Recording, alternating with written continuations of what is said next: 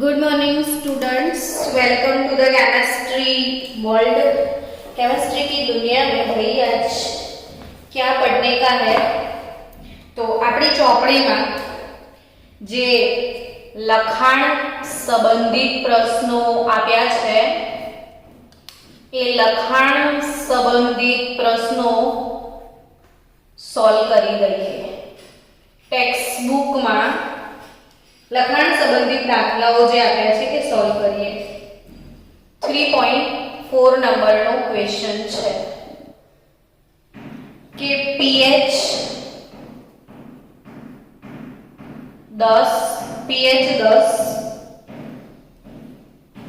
वाला द्रावण साथे संबंधित संपर्क में रहेला हाइड्रोजन विद्युत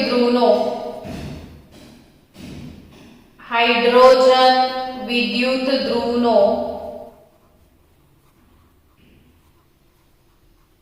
पोटेंशियल गणो। pH 10 वाला द्रावण साथे संपर्क में रहेला हाइड्रोजन विद्युत ध्रुवनो पोटेंशियल गणो। आवो एक दाखलो तमारा टेक्स्ट बुक में आप्यो छे। हवे ए हाइड्रोजन विद्युत ध्रुवनो कयो पोटेंशियल रिडक्शन के ऑक्सीडेशन ए नहीं लख्યું, આપણે रिडक्शन पोटेंशियल ने गणीए।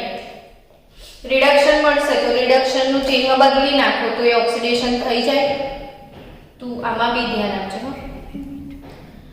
હવે આપણે હાઇડ્રોજન વિદ્યુત ધ્રુવ તો એનું રિડક્શન સમીકરણ લખતા શીખવું પડે કે ભાઈ H+ एक्वियस જેનો pH 10 છે એવું દ્રાવણ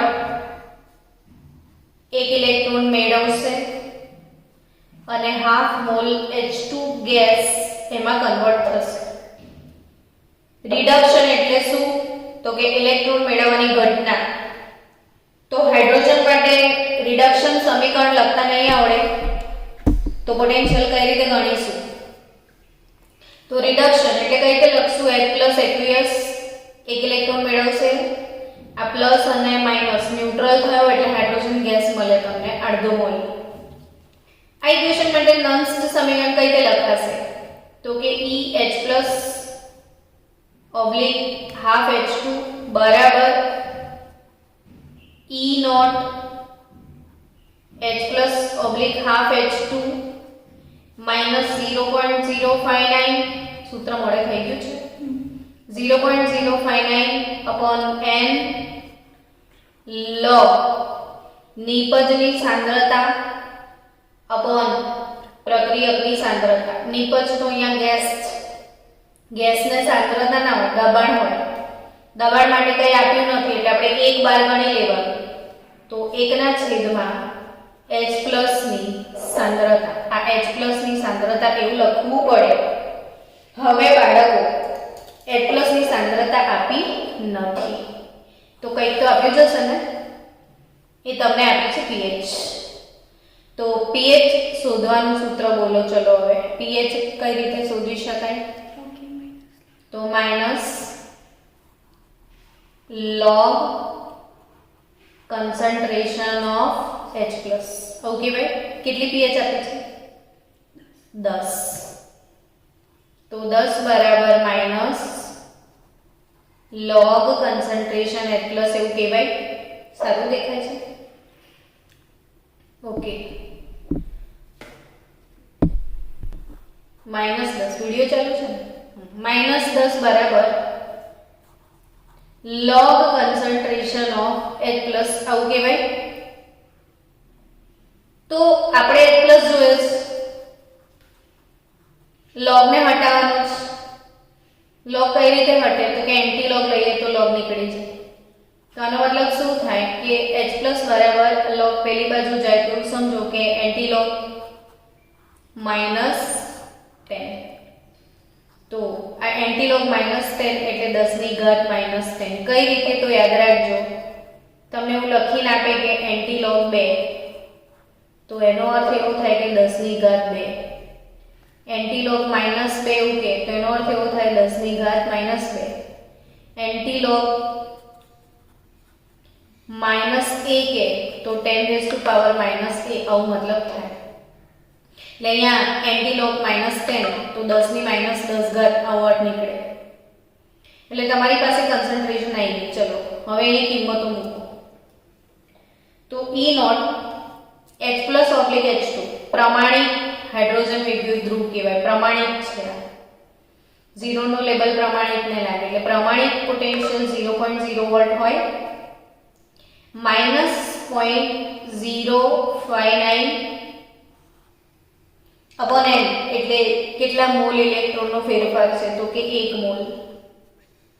log H+ ની સાંદ્રતા એટલે 10⁻10 આવું કહેવાય. હવે -0.059 log 10⁻10 એ ઉપર આવે તો શું લખાય? 10+10 લખાય. હવે આ 10 ની ઘાત 10 છે. ઘાત હંમેશા આગળ જાય એવું ભણ્યા હતા. તો 0.059 ગુણ્યા આ ઘાત જે છે એ આગળ જાય તો 10 log 10 એવું કહેવાય. 10 log 10 log 10 ની કિંમત કેટલી? 1.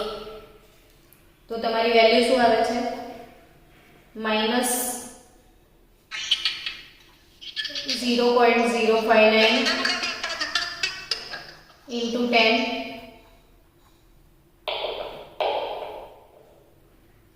તો તમારો આન્સર છે 0.59 વોલ્ટ. -0.59 વોલ્ટ. એટલે વિડિયો ચાલુ જ રહેવા દેજો હવે. ચલો સ્ટુડન્ટ્સ, હવે લખાણ સંબંધિત પ્રશ્ન 3.5 કે નીચેની કોષનો EMF ગણો એવો દાખલો છે. નિકલ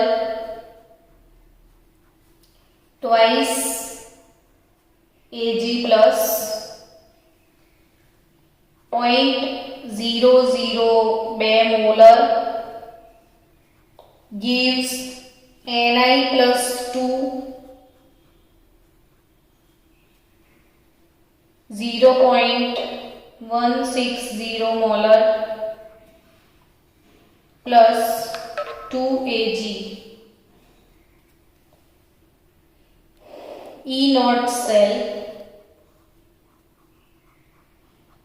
એ આપ્યો છે 1.05 વોલ્ટ. આ દાખલો આપણે ગણવાનો છે.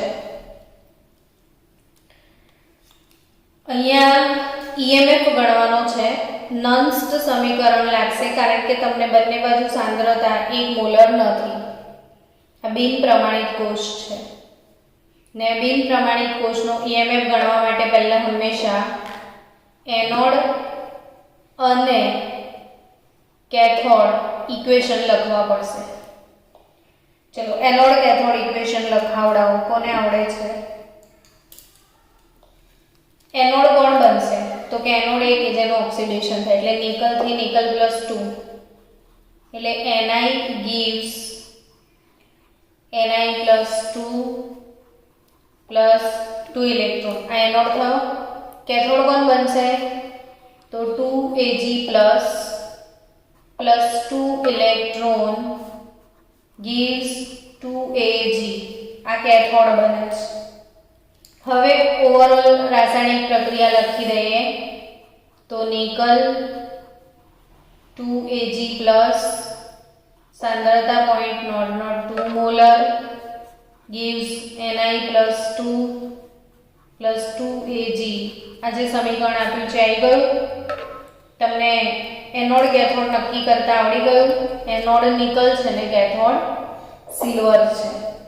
તો આપણે તો સીધું જ ડાયરેક્ટ E સેલ બરાબર E0 cell -0.059 0.059 upon n log nickel +2 ની સાંદ્રતા છેદમાં સિલ્વર પ્લસની સાંદ્રતાનો વર્ગ નિપજોની સાંદ્રતા ભાગ્યા પ્રક્રિયકોની સાંદ્રતાને 2 વડે ગુણાયેલું છે એટલે દેખો આ +2 ને આ +2 બંને ઇક્વલ થવા જોઈએ. ઇક્વલ નથી કરતા તો આન્સર નહીં આવે પછી તમારો. તો E નોટ સેલની વેલ્યુ કેટલી આપી છે 1.05 વોલ્ટ -0.059 अपॉन n. n કેટલા લેવાના બોલો હવે?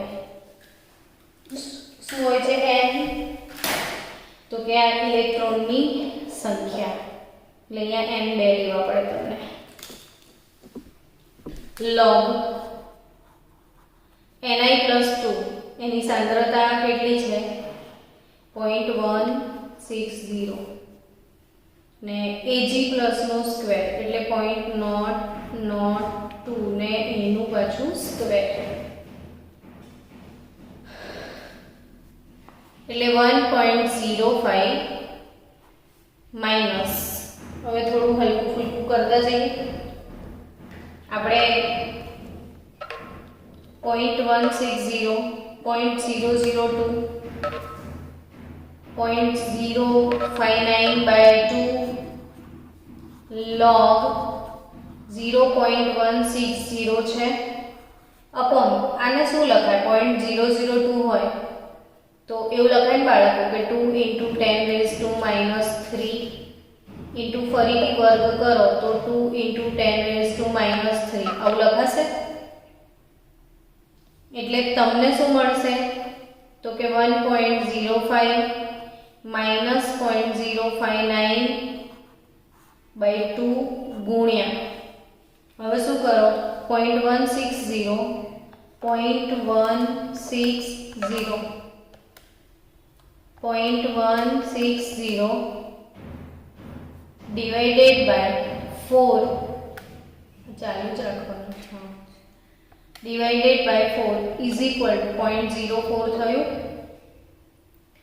તો અહીં તમારો આન્સર આવશે log 0.04 ડિવાઇડેડ બાય 4 કરવાનું હતું ઇન્ટુ 10⁻³ કેટલા થાય -6 ઉપર આવે તો 10⁻+6.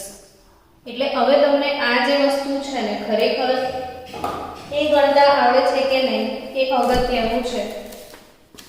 તમારે અહીંયા શું ગણતા શીખવાનું છે કે log 0.04 ગુણ્યા 10⁶ આનો જવાબ કઈ રીતે લાવવાનો એ શીખીએ. ચલો 0.04 ગુણ્યા 10⁻ કેટલી 6 આનો જવાબ લાવતા શીખીએ. તો આનો જવાબ આ રીતે આવે log 0.04 પ્લસ log 10⁶ સમજ્યા. log 0.04 પ્લસ log a ગુણ્યા b હોય તો એ ટર્મ કઈ રીતે શોધવાનું તો કે log a plus log b. તો log 0.04 આનો log નીકાળી લો. હવે 0.04 નો log તો કે શું કરવાનું log જોવા માટે 13 વાર વર્ગમૂળ દબાવવાનું. એટલે આ વર્ગમૂળ જો 1 2 3 4 5 6 7 8 9 10 11 12 13 13 વાર વર્ગમૂળ દબાવ્યું -1 × 3 5 5 8 એટલે log આવશે -1.397 -1.397 તમારો log આવશે. અને એ log આવી જાય તો પ્લસ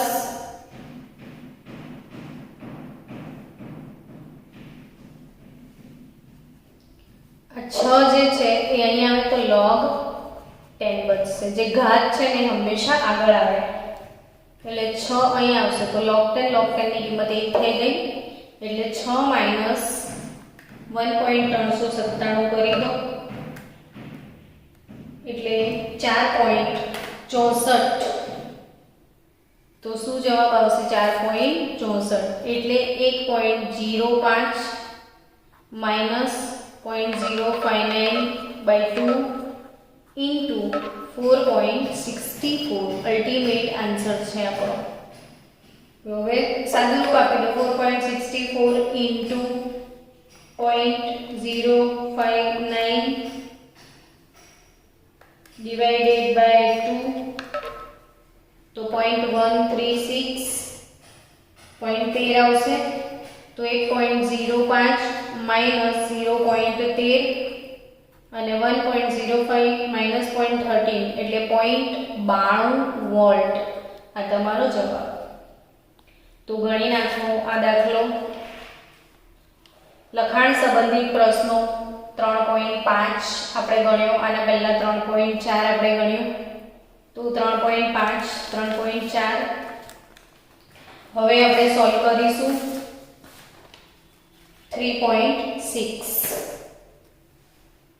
કયો પ્રશ્ન સોલ્વ કરવા જઈ રહ્યા છે? 3.6. ક્વેશ્ચન લખો 2fe plus 3 plus 2i minus gives 2fe plus 2 plus i2. 298 kelvin તાપમાને E નોટ સેલ આપી દીધો છે તમને, એટલે કે પ્રમાણિત વિદ્યુત ધ્રુવ પોટેન્શિયલ છે 0.236 વોલ્ટ સેલ પોટેન્શિયલ. તો પ્રમાણિત ગિબ્સ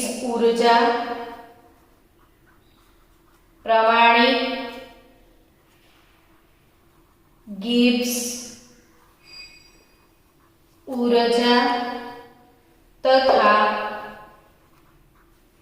સંતુલન અચળાંક ગણો. શું ગણો? સંતુલન અચળાંક. આ ક્વેશ્ચન આપણે પ્રેક્ટિસ કરી રહ્યા છે કે આ જે રાસાયણિક પ્રક્રિયા આપી છે એના માટે આપણે શોધવાની છે ગિબ્સની મુક્ત ઊર્જા અને સંતુલન અચળાંક. ગિબ્સ મુક્ત ઊર્જા, પ્રમાણિત ગિબ્સ ઊર્જા ડેલ્ટા G0. ગિબ્સની મુક્ત ઊર્જા એટલે શું? Delta G note. સૂત્ર બોલો તો minus NF E note cell. થઈ ગયું? સૂત્ર મળે કરી દેજો. ગિબ્સની મુક્ત ઊર્જા શોધવાનું સૂત્ર શું છે? તો ડેલ્ટા G નોટ બરાબર minus NF E note cell. હવે N શું છે સમજો. તો કે આ જે રાસાયણિક પ્રક્રિયા છે ને એમાં ઓક્સિડેશન આંકમાં કેટલો ફેરફાર થાય શોધી કાઢવાનો. જો આનો આંક જો 2 + 3 છે એટલે +6 થયો ઓક્સિડેશન આંક, ને આનો 2 × 2 કેટલો થાય? 4. એટલે 6 ને 6 માંથી કેટલા થયા? 4. તો 6 માંથી 4 એટલે કેટલાનો ઘટાડો થયો? 2 નો ઘટાડો. તો આનો અર્થ એવો નીકળશે કે 2Fe + 3 + 2 ઇલેક્ટ્રોન gives 2Fe + 2. અહીંયા 6 માંથી 4 એટલે ઓક્સિડેશન આંકમાં 2 નો ઘટાડો થાય.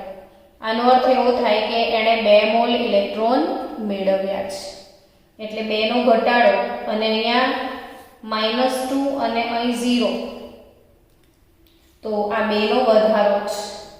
એટલે આણે 2 ગુમાવ્યા છે અને આણે 2 મોલ ઇલેક્ટ્રોન મેળવ્યા છે. એટલે અહીંયા જે n છે એ n બરાબર કેટલા લેવાના છે? તમારે 2 લેવા પડશે. એટલે આ n શું છે? તો ઓક્સિડેશન આંકમાં જે ઘટાડો થાય અથવા જે વધારો થાય, બેમાંથી કશું પણ એક લઈ લેવાય, કેમ કે બંને સરખા જ હશે બેલેન્સ સમીકરણમાં. તો અહીંયા 2 F શું છે? ફેરાડે. 1 ફેરાડેની કિંમત કુલમમાં કેટલી? તો 96500 કુલમ.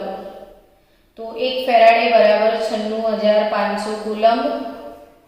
ઈ નોટ સેલ આપી દીધું છે 0.236 વોલ્ટ, એટલે તમારો જવાબ શું આવશે કે ભાઈ -96500 ગુણાકાર કરી લો 2 ગુણ્યા 96500 ગુણ્યા 0.236 વોલ્ટ, એટલે જવાબ આવશે 45,548 -45,548. હવે આ કુલંબ હતું ને આ વોલ્ટ હતું, તો કુલંબ ઇન્ટુ વોલ્ટ આવું આવે. તો આ કુલંબ ઇન્ટુ વોલ્ટ જે છે ને એને જૂલ કહેવાય. તો -45,548 જૂલ, અને કિલો જૂલમાં કન્વર્ટ કરવું હોય તો 1000 વડે ભાગી નાખશો તો 45.54 કિલો જૂલ થઈ જશે. તમને જેમાં રાખવું હોય એમાં કોઈ લડવા નહીં આવે. એટલે ગિબ્સની મુક્ત ઉર્જા ડેલ્ટા જી શોધવાનું સૂત્ર શું? તો -NFE નોટ સેલ. હવે સ્ટુડન્ટ્સ, ગિબ્સની મુક્ત ઉર્જા મળી ગઈ એટલે સંતુલન અચળાંક શોધવાનો છે. તો સંતુલન અચળાંક ડેલ્ટા G0 બરાબર -RT ln K. 25-30 વાર મનમાં બોલી જવાનું આવડી જ જાય. કોઈ પણ દાખલો ક્યારે આવડે? તો પહેલા ફોર્મ્યુલા આવડે, ને ફોર્મ્યુલા આવડ્યા પછી એકમમાં ખબર પડવી જોઈએ કે કયા એકમમાં કઈ વસ્તુ આપેલી છે, અને ત્રીજું મેથેમેટિક્સ ગણિત આવડવું જોઈએ. આ ત્રણ વસ્તુની જરૂરિયાત છે કોઈ દાખલો શીખવા માટે. તો ડેલ્ટા જી નોટ અને સંતુલન અચળાંક, કેને શું કહેવાય? સંતુલન અચળાંક કહેવાય. તો આ જે સંતુલન અચળાંક કે અને આ ગિબ્સની મુક્ત ઉર્જા ડેલ્ટા જી નોટ, આ સૂત્ર, આ બંનેનો રિલેશન એ તમારે ઘણી બધી જગ્યાએ વાપરવું પડશે, એટલે આવડવું જોઈએ કે ડેલ્ટા જી નોટ બરાબર -RT ln K. હવે સમજો કે મને ln ના જોઈએ, મને તો log જોઈએ. તો ln માંથી મને શેમાં જવું પડશે? logમાં. તો ln માંથી logમાં જવા માટે મારે હંમેશા કેટલા નાખવા પડે? 2.303 RT log K. એટલે તમારે રિયલ ઇક્વેશન આ યાદ રાખી લેવાનું કે ડેલ્ટા G0 બરાબર -2.303 RT log K. K શું છે? સંતુલન અચળાંક. આપણે એ જ શોધવાનો છે. ગિબ્સની ઉર્જા તમે ગણી કરી, બરાબર? હવે ડેલ્ટા G નોટ કેટલા લાવ્યા તમે? તો 45,548 કિલો જૂલ લાવ્યા છો, -2.303. R શું છે? R ધોરણ 11. બોલો R શું છે? બોલતા આવડવું જ જોઈએ. R એટલે વાયુ અચળાંક. ને આ જે ડેલ્ટા જી એટલે ઉર્જા કહેવાય. તો ઉર્જાના એકમમાં વાયુ અચળાંક તમારે લેવો હોય તો જૂલ લેવો પડે. 8.314 જૂલ. આ બી જૂલ છે ને ઉર્જા, એટલે R ની કિંમત તમારે શેમાં લેવી પડશે? અહીંયા જૂલમાં. એ ભૂલ્યા વગર યાદ રાખજો. તો અહીંયા R ની કિંમત 8.314 જૂલ થઈ ગઈ. T શું છે? તાપમાન. અને તાપમાન 200 ને આ ક્યારેક દાખલામાં તાપમાન નહીં આપે તો બી આ 0 નો લેબલ લગાવી લો, એનો મતલબ કે પ્રમાણિત થયું.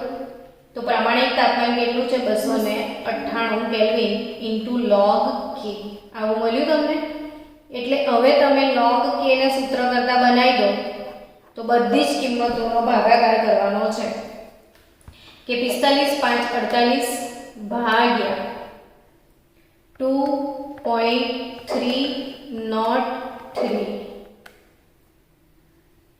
ભાગ્યા 8.314, એટલે આ બધું આના છેદમાં જશે, ભાગ્યા 298 એટલે મારા પાસે જવાબ આવ્યો 7.9826. હવે આ ધન કિંમત આવી છે આપણે KC અથવા KP જેને સંતુલન અચળાંક કહીએ એ જોઈએ છે, તો log ને હટાવો છે તો શું લેશો તમે અહીંયા એન્ટીલોગ. એન્ટીલોગ 7.9826. એન્ટીલોગ 7.9826. તો એન્ટીલોગ 7.9826 કઈ રીતે જોઈએ મહત્વનો. એન્ટીલોગ હંમેશા પોઈન્ટ પછીના ફિગરનો જોવાનો. 0.9826.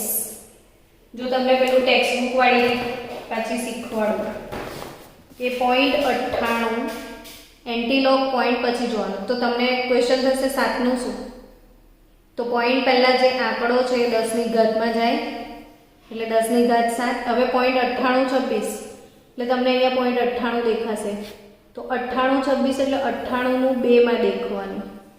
98 નું 2 માં કેટલું છે 9594. એન્ટીલોગ એવું લખેલું હશે, જુઓ એન્ટીલોગ વાળા ટેબલમાં જો એન્ટીલોગ ને 0.98 અહીંયા 0 1 2 6 એવું લખેલું એટલે 98 તમારી કિંમત શું છે 9826 એટલે અહીંયા પકડો 0.98 એનું પછી અહીંયા આગળ આવવાનું 2 માં. 2 માં કેટલું છે 0.95 94 અને 26 એટલે પાછું તમે 6 મેઇન ડિફરન્સ જોવાનો કે અહીંયા 26 માં 6 માં મેઇન ડિફરન્સ કેટલો બતાવે છે 13 એટલે 13 ઉમેરી દો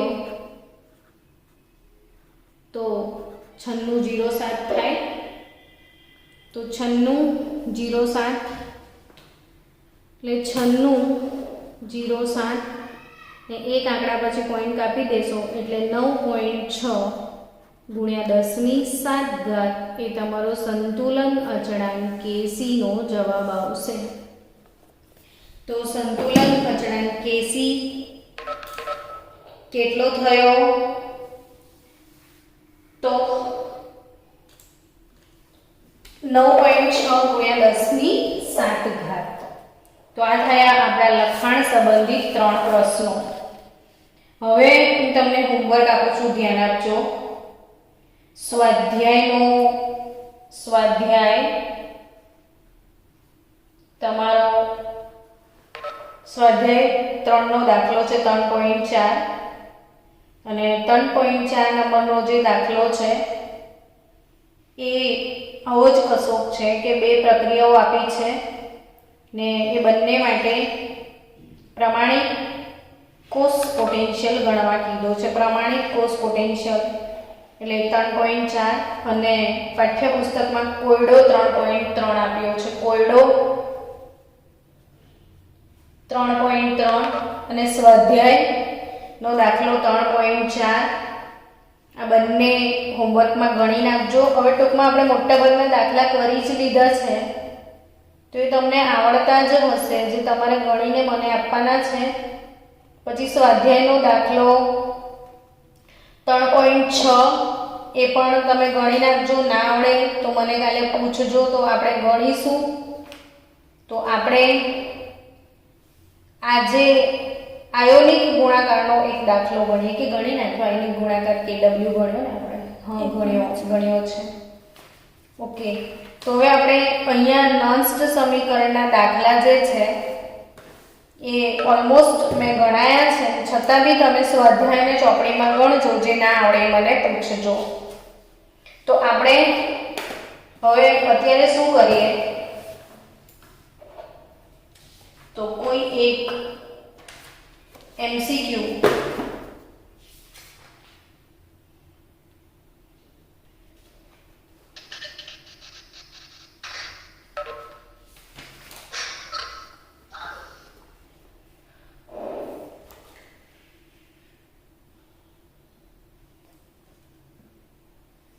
બંધ કરી. ચલો સ્ટુડન્ટ, હવે આજે આપણે નવો ટોપિક ભણીએ, વિદ્યુત વિભાજન.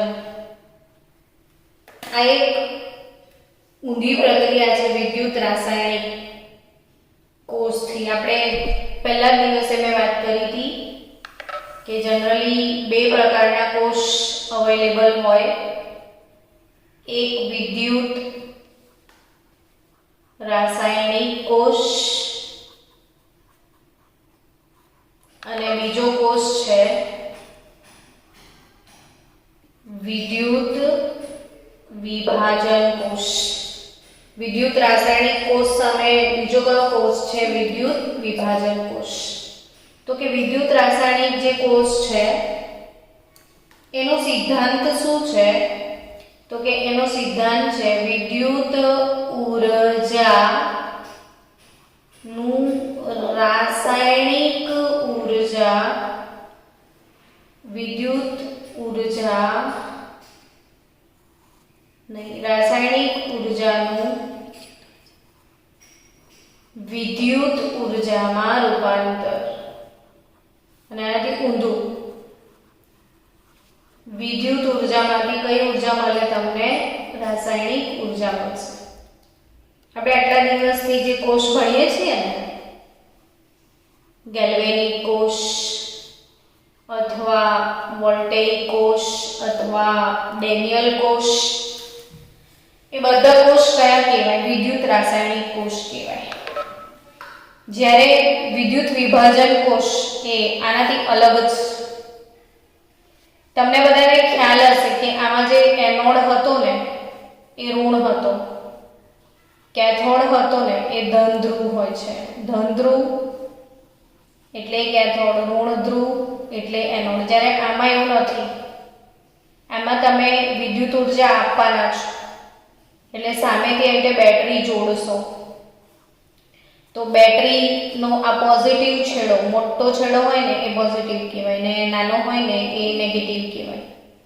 ને જે મોટો છેડો હોય એટલે બેટરીના ધન ધ્રુવ સાથે જે જોડો તે એનોડ ને ઋણ ધ્રુવ સાથે તમે જેને જોડો ને એ કેથોડ. એટલે આ બંને વચ્ચેનો બેઝિક તફાવત પહેલો શું છે કે રાસાયણિક ઊર્જાનું આ વિદ્યુત ઊર્જામાં રૂપાંતર કરી આપે. જ્યારે આ ઊંધું છે, તમે સામેથી વિદ્યુત આપશો, તમે આમાં વિદ્યુત મેળવશો, આમાં તમે વિદ્યુત આપશો, તમને લાઇટ બિલ આવશે, તમારે ઇલેક્ટ્રિસિટી અહીંયા ખર્ચો કરવાનો છે. અને જે બેટરી તમે લગાડશો ને એનો મોટો છેડો ધન ધ્રુવ કહેવાય જે એનોડ, અને નાનો છેડો ઋણ ધ્રુવ કહેવાય જે કેથોડ. જ્યારે અહીંયા એનોડ ઋણ ધ્રુવ બનતો હતો અને કેથોડ ધન ધ્રુવ બનતો હતો. હવે વિદ્યુત વિભાજન કોષ એ કેવો હોય? તો કે આમાં છે ને તમે આવી રીતે બે અર્ધકોષ નું જોડાણ કરતા હતા, એટલે બે અલગ અલગ પાત્ર લેતા હતા. જ્યારે આમાં અલગ પાત્ર ના હોય, આમાં એક જ પાત્ર હશે. ફોર એક્ઝામ્પલ, તમે અત્યાર સુધી 10મા ધોરણમાં કોપરનું વિદ્યુત વિભાજન ભણ્યા હતા, આપણે એને સમજીએ. જો એક જ પાત્ર, આમાં બે પાત્ર હોય, આમાં કેટલા પાત્ર હોય? એક જ પાત્ર. એક જ પાત્રમાં એક જ વિદ્યુત વિભાજનનું દ્રાવણ હોય જેમાં બંને ધ્રુવ એક જ દ્રાવણમાં ડૂબાડેલા હોય. બેઝિક તફાવત અહીંથી જ સમજ પડી જાય. આમાં બે અલગ અલગ પટ્ટી, અલગ અલગ દ્રાવણ. આમાં એવું નથી, એક જ દ્રાવણ, બે અલગ અલગ પટ્ટી. હવે આ જે દ્રાવણ, ધારો કે કોપર સલ્ફેટનું મેં દ્રાવણ લીધું. હવે અહીંયા અશુદ્ધ કોપર લઈ લઉં છું ને અહીં મેં શું લીધું? શુદ્ધ કોપર લીધું છે. હવે હું એને બેટરી સાથે જોડીશ. પહેલામાં આપણે બેટરી સાથે નહોતા જોડતા, આ તો બેટરી પોતે હતી. આને બેટરી સાથે જોડો છો એટલે આ ધન ધ્રુવ એટલે એનોડ ને આ ઋણ ધ્રુવ એટલે કેથોડ. તો પ્રક્રિયાઓ શું થશે? તો કે એ પહેલાની જેવી જ. એનોડ પર તો હંમેશા શું થાય? ઓક્સિડેશન જ થાય. ને કેથોડ પર હંમેશા શું થાય? રિડક્શન જ થાય. તો અહીંયા ઓક્સિડેશન એટલે શું? તો કે કોપરનું ઓક્સિડેશનનું સમીકરણ બોલો તો કોપર ઓક્સિડેશનનું ઇક્વેશન બોલો તો કે Cu gives Cu + 2 ઇલેક્ટ્રોન. એટલે આ કોપર ઓગળીને ક્યાં પડે? દ્રાવણમાં પડે. અડધી કલાક પછી દેખો તો અહીંયા સળિયો હોય ખરો? ના હોય, ક્યાં ગયો હશે, આખો દ્રાવણમાં પીગળી ગયો હશે, એ કંઈ જ નહીં હોય. અને આમાં જે અશુદ્ધિઓ હશે ને એ અશુદ્ધિઓ છે ને અહીંયા આવી રીતે તળિયે જમા થશે. અશુદ્ધ કોપર છે ને તો એટલે એની અશુદ્ધિઓ અહીંયા જમા થશે. અને એ અશુદ્ધિઓને તમે ભણીને આવ્યા છો 10મા ધોરણમાં. એનોડિક પંક, એનોડિક મડ જેને કહેવાય, કીચડ બને. અશુદ્ધિઓનું શું બને? કીચડ, કાદવ, જેને એનોડિક મડ કહેવાય. ને હવે દ્રાવણમાં જેટલું Copper+2 છે ને એ બધું અહીંયા જમા થશે. એટલે આ સળિયાની ઉપર જમા થશે દ્રાવણનો Copper+2. એટલે સળિયો જાડો થઈ જશે. એટલે Copper+2 જે દ્રાવણમાં અહીંથી ઓગળીને જે પડ્યું દ્રાવણમાં એ અહીં ચોંટી જશે. આ આખો અહીંયા ચોંટી જશે. એટલે Copper+2 gives copper. એટલે એનોડ જો આખો ઓગળી જાય ને તો કેથોડનું વજન ડબલ ના થઈ જાય. એનોડનું બધું કોપર અહીં આવી જાય તો ખાલી અશુદ્ધિઓ એકલી રહી જાય. એટલે અશુદ્ધ કોપરનું શુદ્ધ કોપરમાં રૂપાંતરણ થઈ ગયું. જો કોપર એનોડ થી કોપર કેથોડ. એટલે આખો એનોડ ઓગળીને ક્યાં ચોંટી જાય? કેથોડ પર જમા થાય. એટલે આ ધાતુ કેથોડ પર જમા થાય ને આખો ડબલ થઈ જાય. આ શુદ્ધ કોપર એકલો છે, અશુદ્ધિ આ નીચે. અને અશુદ્ધિમાં તો સોનું હોય, ચાંદી હોય, પ્લેટિનમ હોય. વીઆઈપી લોકો છે, કીચડમાં વીઆઈપી લોકો મળે તમને. એટલે કીચડ બી મોંઘા ભાવે વેચાય એનો તો. કેમ કે કીચડ વેચે ને કાદવ તમે લઈ આવો તો એમાં સોનું, ચાંદી ને પ્લેટિનમ હશે. એટલે કોપરનું વિદ્યુત વિભાજન. હવે આને ટર્મ કે આ જે દ્રાવણ છે એને શું કહેવાય? તો કે વિદ્યુત વિભાજ્ય નું દ્રાવણ કહેવાય. આ બંનેને વિદ્યુત ધ્રુવો કહેવાય. ને આ વિદ્યુત વિભાજ્યના દ્રાવણમાં વિદ્યુત ધ્રુવો મૂકીને બેટરી લગાડો એટલે વિદ્યુત ઉર્જાનું રૂપાંતર કઈ ઉર્જામાં થશે? રાસાયણિક ઉર્જામાં. અને આવી પ્રક્રિયાને આપણે શું કહીએ છીએ? વિદ્યુત વિભાજન. તો વિદ્યુત વિભાજન ટોપિક ભણ્યા પછી આવતીકાલે આપણે સરસ મજાનો ટોપિક શીખવાનો છે. વિદ્યુત વિભાજનથી પ્રાપ્ત થતી નિપજો, જે ચોપડીમાં ડિટેલમાં નથી આપ્યો બટ ફૂલ ડિટેલ 2 દિવસ એક્સ્ટ્રા JEE નીટનો સેશન ચાલશે. એ ટેક્સ્ટબુકમાં એક જ ફકરામાં 4 પત્તાની જે સમજૂતી છે આપી દીધી હોય તો આપણે એને આખું એક્સટેન્ડ કરીને ભણવાના છીએ. તો કાલે મળીએ વિદ્યુત વિભાજનની નિપજો સાથે.